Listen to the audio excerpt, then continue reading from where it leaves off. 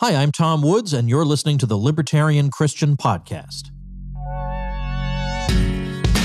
Welcome to the show that gets Christians thinking about faith and politics. Get ready to challenge the status quo, expand your imagination, and tackle controversy head on. Let's stand together at the intersection of faith and freedom. It's time for the Libertarian Christian Podcast. Welcome to another episode of the Libertarian Christian Podcast, a project of the Libertarian Christian Institute. I am your host, Doug Stewart, and today we are going to talk about politics. Oh, surprise, surprise. Of course, this show is about faith and politics, and we're going to get into it with our guest about rural politics versus city politics and how that is affected on a national scale. I have my guest on who has a new book called Rural Rebellion, How Nebraska Became a Republican Stronghold. Now, before everybody who doesn't live inside Nebraska tunes out, what I want to say is that this book is very much a good example of the trajectory that a lot of rural states have gone in America. So I have Ross Benesch on. He is a journalist who has written for Entertainment Weekly, the Lincoln Journal-Star, Rolling Stone, the Wall Street Journal, and more. He's from Brainerd, Nebraska, and he's written the book I just referred to, Rural Rebellion. Ross, thanks for joining us. It's good to be on the program. So your book talks about Nebraska, and you're pretty familiar with the politics from a very local level. When I say very local, I mean really small town. And also, as you've grown up and moved on into bigger cities, you've kind of been able to follow how politics works on a state level. So your insight on what's happened over the last several decades in Nebraskan politics is actually pretty insightful. And you also mix in the book with, I wouldn't say mix in the book, a good portion of the book is sort of memoir material. What I loved about the book was that it resonated with me, also coming from a small town, not from Nebraska, but a small town in rural America. And a lot of the ethos and sort of values and the way in which people look at, the way in which, like city folk, as we would say, look at those who are rural. It's very relevant to what we've experienced over the last 4 to 6 years with respect to our politics, especially in the age of Trump and post-Trump.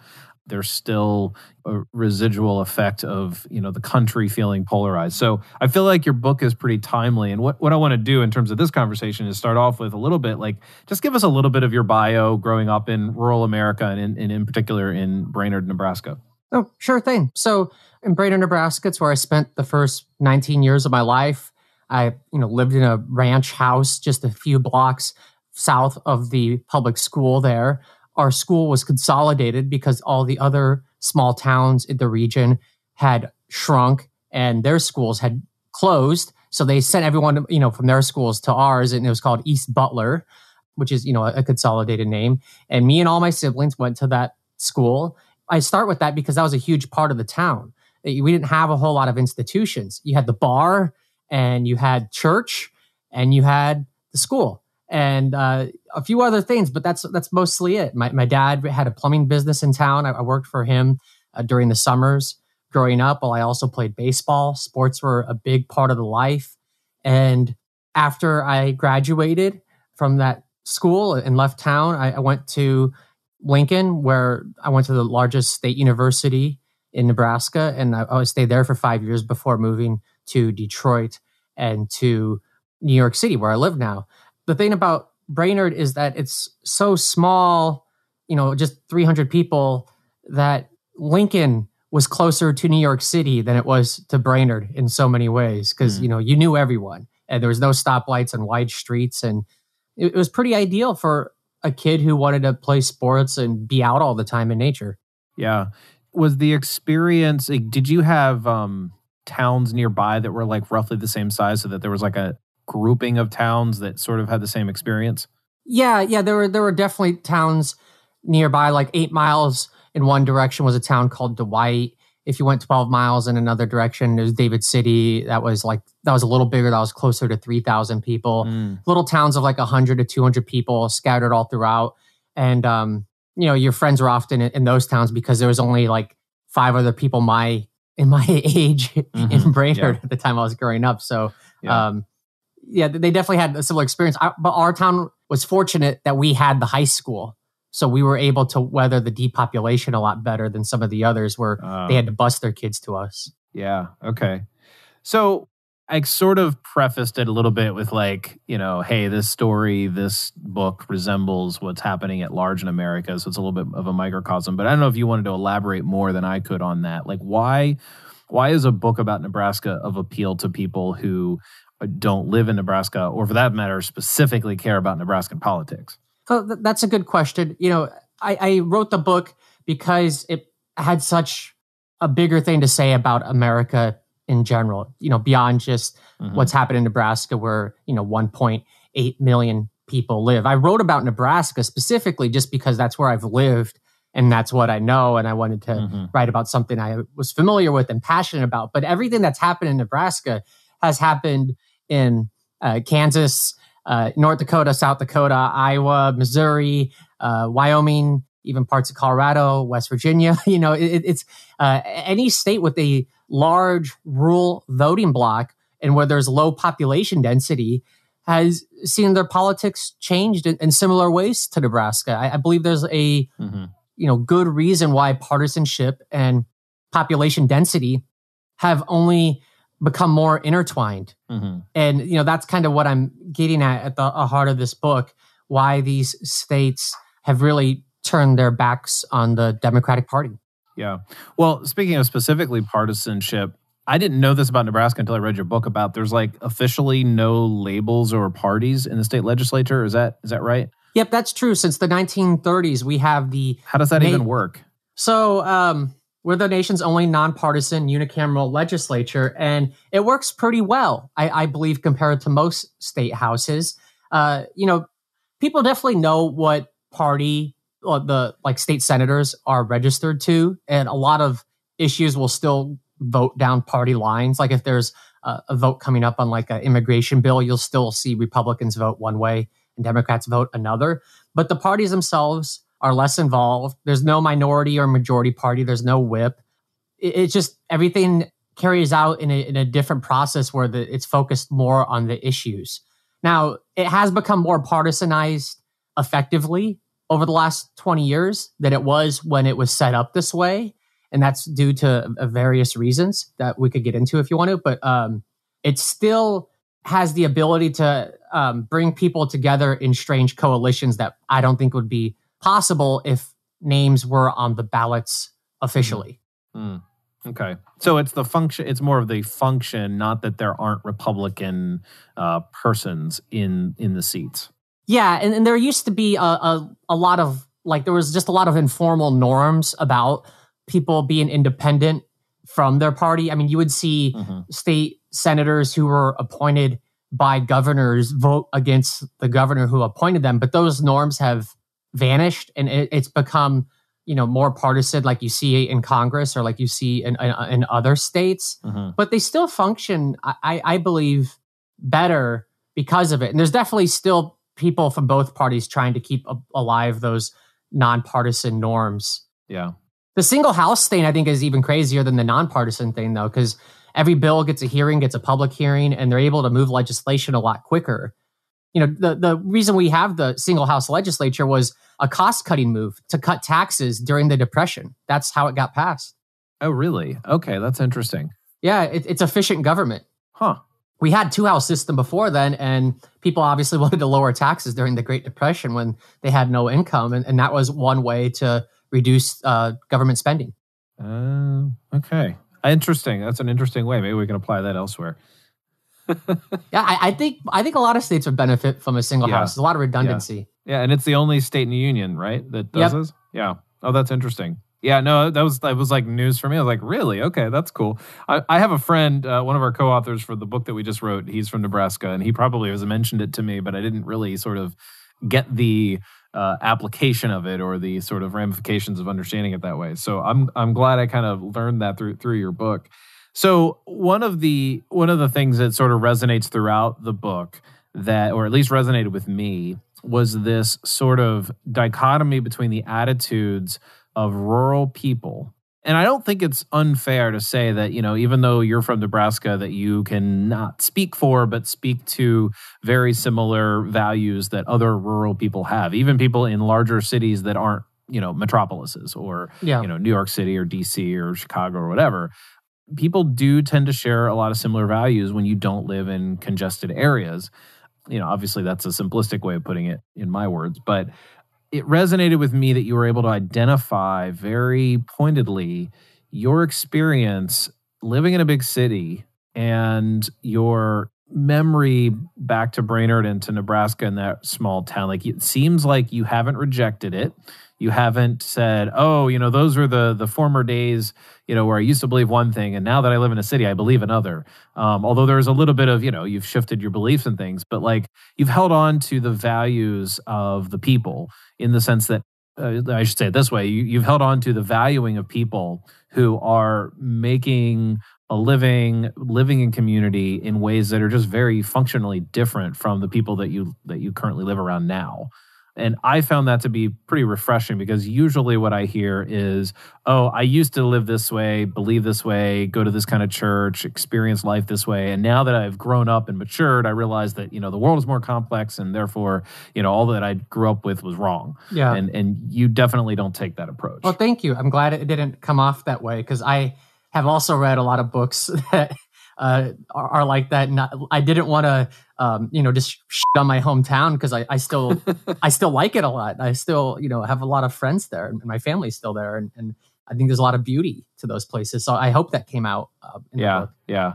Okay, cool. So the subtitle of the book is How Nebraska Became a Republican Stronghold.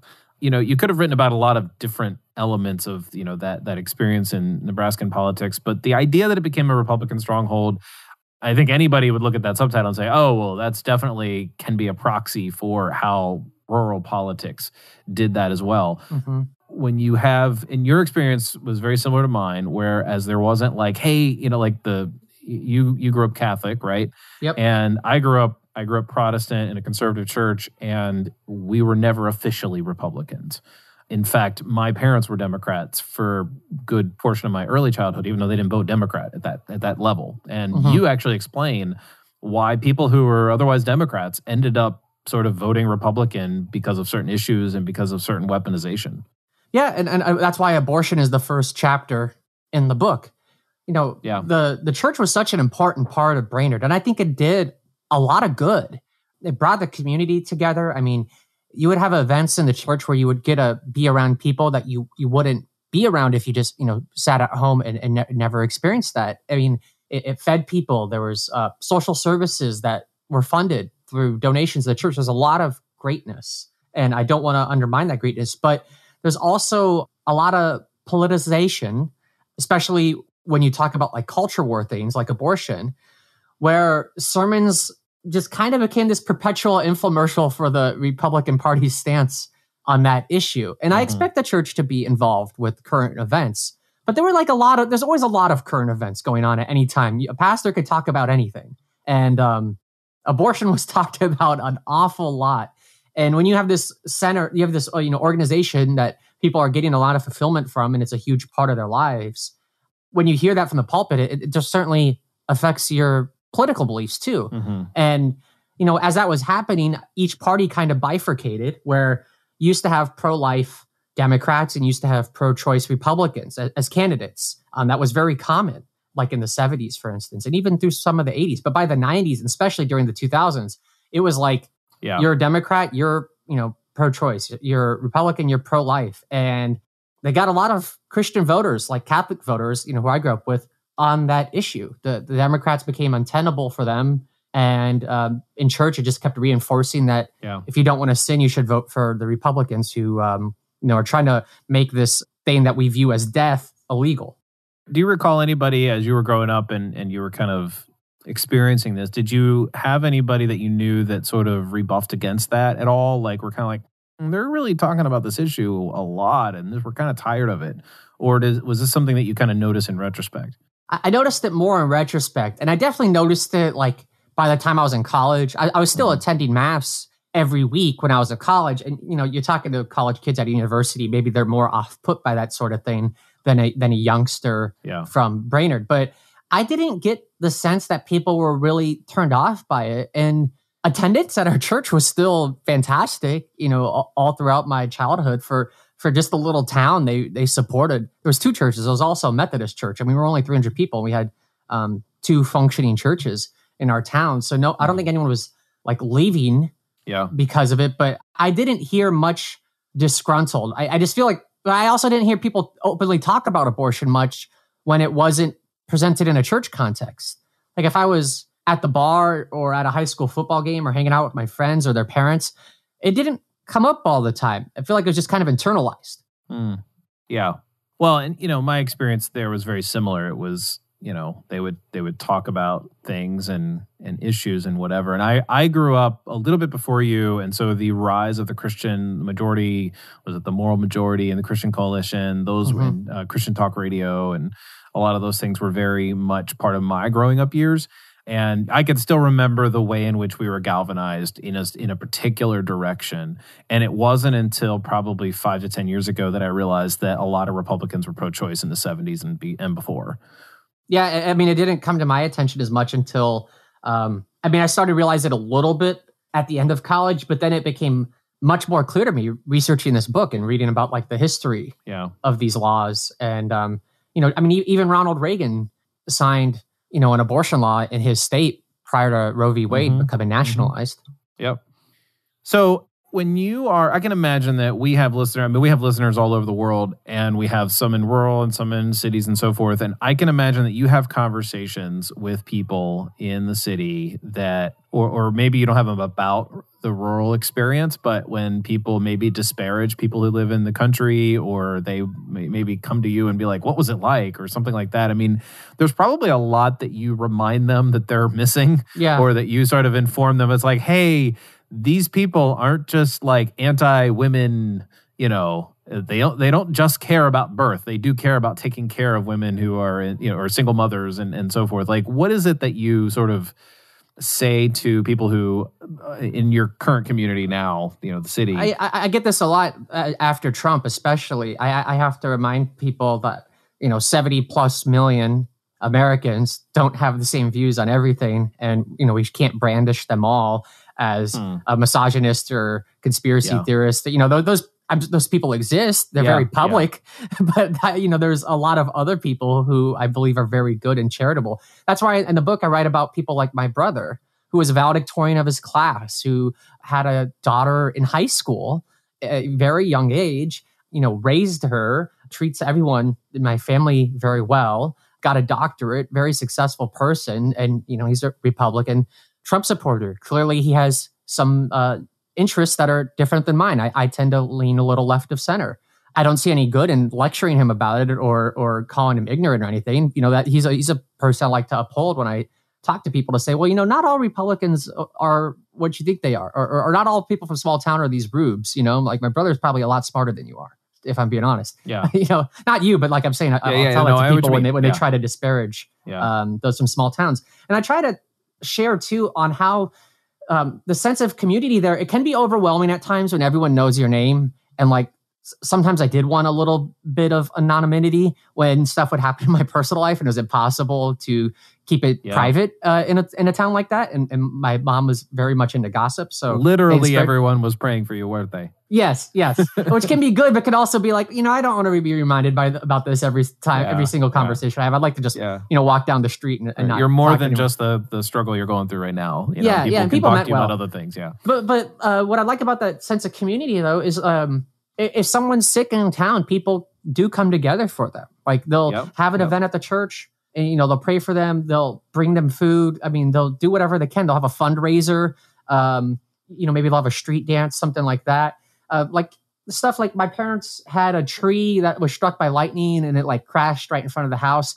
And before they could even like call someone to remove it, a friend of my dad's, like who's in construction, just brought over his equipment and started like hauling it off like the next day. I mean, that just was a super nice thing he did because he was a friend and a neighbor. And it's harder to develop those connections in a city. I've lived in cities for about like the past decade now. It's a lot harder to know your neighbors when there's so many of them and they're moving constantly. So those are the beautiful things I like about small towns. That, people are relying on each other in many cases. Yeah. Well, and even if you have friends who are construction workers, you'd probably need a permit to move the tree. Oh, yeah. Here, and you would have like double parked and everyone would be honking at you. Oh, my gosh. Yeah. Doing anything out here is a hassle. Yeah. Oh yeah, I'm definitely a thorough country boy, if you will, to use the phrase, because I don't like city parking. I don't like city, one-way streets, and it's just a very frustrating experience for me when I drive there. But that's kind of a digression.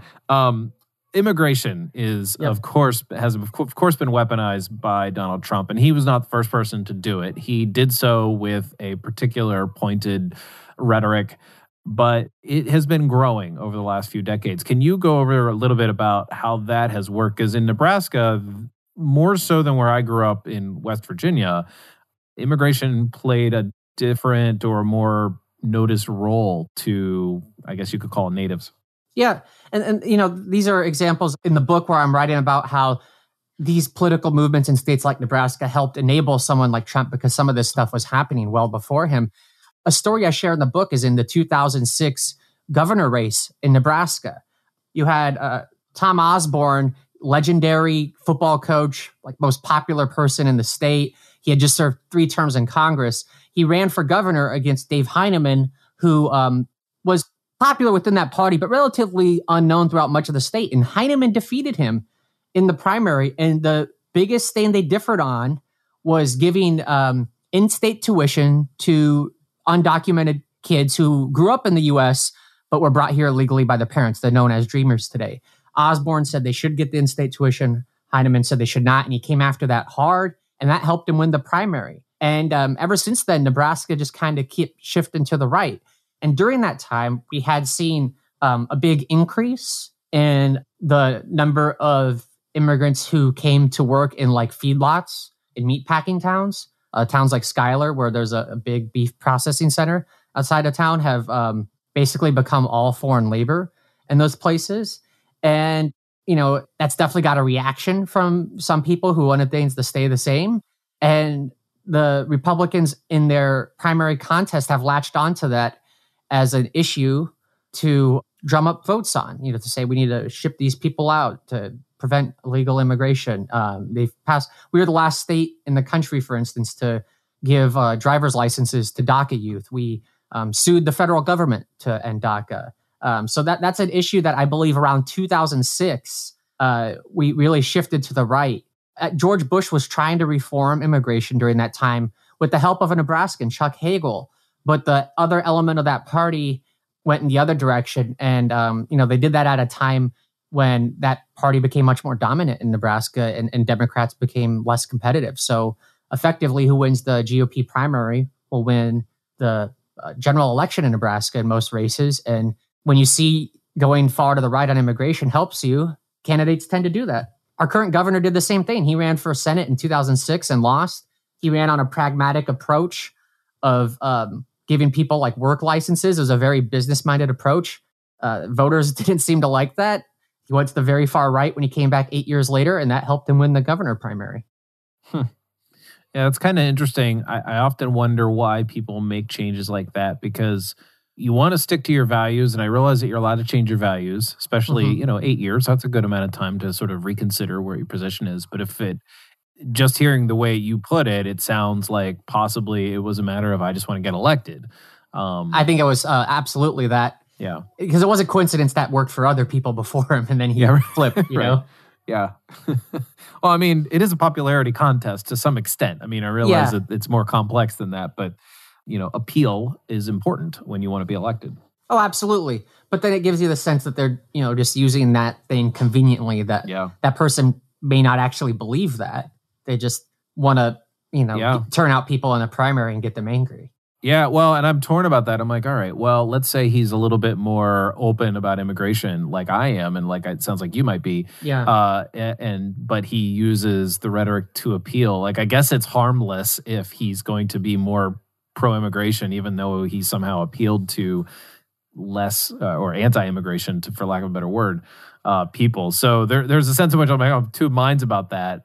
On the other, that appeal just kind of, I don't know. Well, he held up his promise on that to those voters, though. I mean, That's why we were the last state in the country to give those driver's licenses out. And he made a statement like a month ago about withholding COVID vaccines from illegal immigrant meatpacking workers. And then he got called out on that. And then he had to come out and say, well, I didn't mean to say it like that. But he actually said that, and which is even if you want to ship away everyone, that's just bad public health policy. Right, of course. I mean, you got to get everyone vaccinated if you want to defeat this thing. Yeah.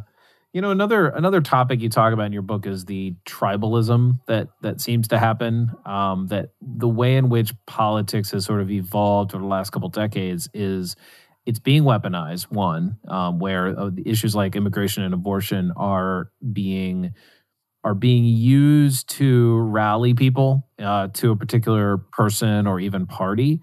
But also on the other side of that, the people have become more tribal. We've attached ourselves to these identities, to these, sort of political blocks, if you will. Yeah, it's like football.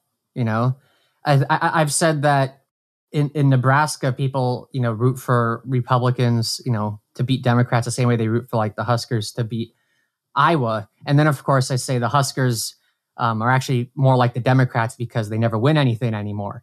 But we've gotten into these. I don't know how to put this.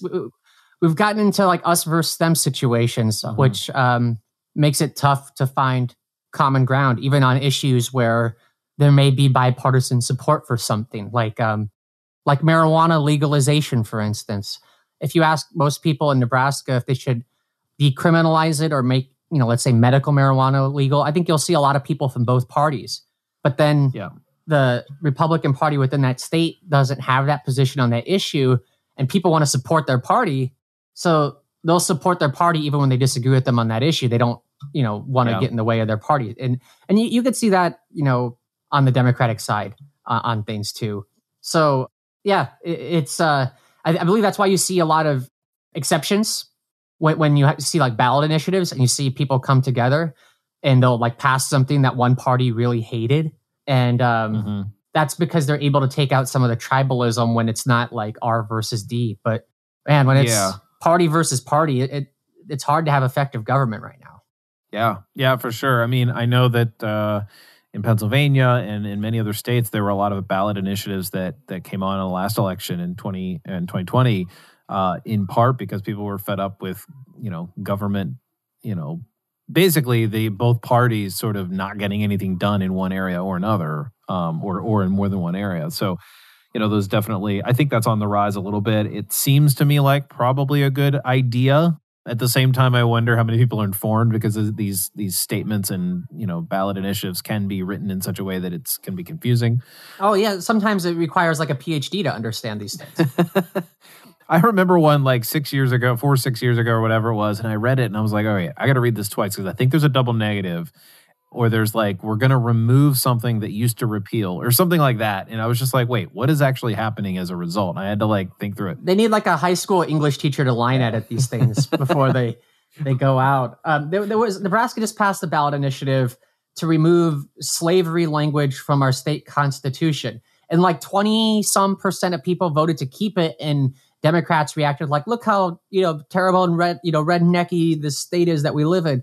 And I was like, if you read that thing, it wasn't clear that's what you were doing, especially for someone, if you think of people like my parents who didn't go to college, these sentences weren't constructed in a like very clear way. I think a lot of people thought they were doing the right thing by voting against it. It's it's hard to get the issue across clearly and be legally sound so that the Secretary of State allows it to pass. And people definitely get confused on those things. Yeah, for sure. And there's people donating money, of course, to make people confused on these. A lot of political campaigning, when they say don't pass this thing, it's going to do X, Y, and Z. Right. Yeah, of course. So I want to switch to one comment that you made in the book. Actually, you were quoting, I think it was Peter Weiner, about Christians being highly seduced by power.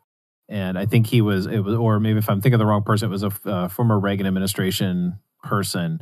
And maybe it wasn't a huge part of the book, but it does seem to resonate, one, with our listeners. And second, it resonated with me because I feel like over the past 5 years, with the rise of Trump really did use Christians to get his way and made all sorts of statements, promises, whatever, alliances in order to just, seduce them so that he could have power. And so it resonated with me. I didn't know if you wanted to speak any further into that comment at all, I'll just give you a chance. Yeah, the reason I wrote that comment is because prior to Trump and for like the last like generation leading up to him, when, a poll would go out by like Gallup or Pew or, a survey company like that, and they'd say like, does a politician's moral character or personal actions affect the way you support them? And like evangelicals and Catholics too were more sensitive to like personal character issues than any other group. And after Trump, it completely flipped, where they self-described themselves. This isn't me putting words in their mouth. This is them answering surveys. They became more likely to say, well, we don't care about what that person does as long as they, give us what we want for the laws and issues that we support. And that's just a quick reversal over a short time span, which had been a long trend building up to that in the opposite direction. So Trump was tempting because you could get tax cuts, you could get conservative judges. He would stand up to forces that they believe are against them that are secular, like the press or universities or whatever the issue is. But the trade-off is this guy's kind of a monster, and they went along with that. So I just thought that quote that Republican official shared was on the money, and I just thought it was interesting too, because that guy worked for both George Bush's and Reagan. Yeah. I've recently seen, I think it was probably in the last 6 months. It had to do, because it was leading up to the election. And you talk about this, so I'm going to lead in with my own story here for a second. There were a lot of people on my, Facebook news feed that were basically lamenting and sort of putting down Republicans and rural people and country folk, whatever you want to say, because they tend to be the people who vote against their own interests. And that's often, what they mean by that is that they're usually the ones who are the recipients of welfare aid, things that, programs that generally Democrats are in favor of, or their states tend to get more funding for education, something that Democrats are typically more in favor of. And of course, the bigger thing, which is, they believe Trump's going to save the economy, but he really hasn't, and he's done a terrible job. And, Democrats tend to do better at rescuing Republicans from the economy. I realize Republican economic policy, I realize that's particularly debatable, but this concept of voting against their own interests, where does that mindset come from? It comes from liberals believing that their interests are universal and everyone should have them. I've tried to push back on that in my book. I could say Nebraskans are voting against my interests maybe, but clearly they have different interests than me. Why is that? Right. That's what I think is more interesting. That voting against their own interests, I wish people who say that would actually think what the interests are of the people they're describing. If you think about like my hometown, like Brainerd, sure, they got more tax dollars per capita than like cities on the East Coast did, because there's ag support there and schools and roads and few people to fund them. But a lot of the voters there aren't asking for government support. They prefer to be self-governed as much as possible. And they may be happy to receive it, but they'll vote against that as well. And I don't think they're necessarily hypocritical, because that's not like what's important to them. And, someone may say they've been conned to believe that reducing the size of government or preventing abortions is in their interest. But to the people I grew up with, those things are really in their interest: reducing government spending, cutting taxes, making abortion illegal. I mean, who am I to tell them what their interests are? You know what I mean? Yeah. But a lot of the coverage of these areas, I mean, going back to like Thomas Frank's book and before that too, is just kind of people thumbing their nose at people who I grew up with for saying like, how dare you vote for these people who are going to, destroy your way of life. But a lot of the people who say that haven't spent time in these areas anyways. Speaking of the idea of interest, there was a comment you made in your book about there's not a lot of New Yorkers visiting Nebraska on field trips, but you do have people from the country, going to D.C. and going to the city to have experiences and understand what life is like there, but it's not really reciprocal. Yeah, so you're in a city, you're fortunate to have a lot of the services you need to get by. And like, if I felt like I didn't need to, I could never leave New York City and get like all my food and entertainment and everything in the city. And not just New York City, you can do it in Omaha too.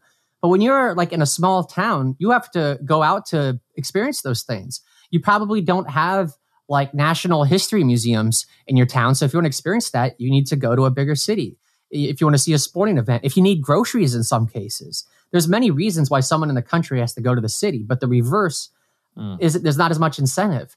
So, these places where I live now, like New York, which represent like an overwhelming share of our nation's media coverage, they get in their bubble because they don't necessarily have to leave it.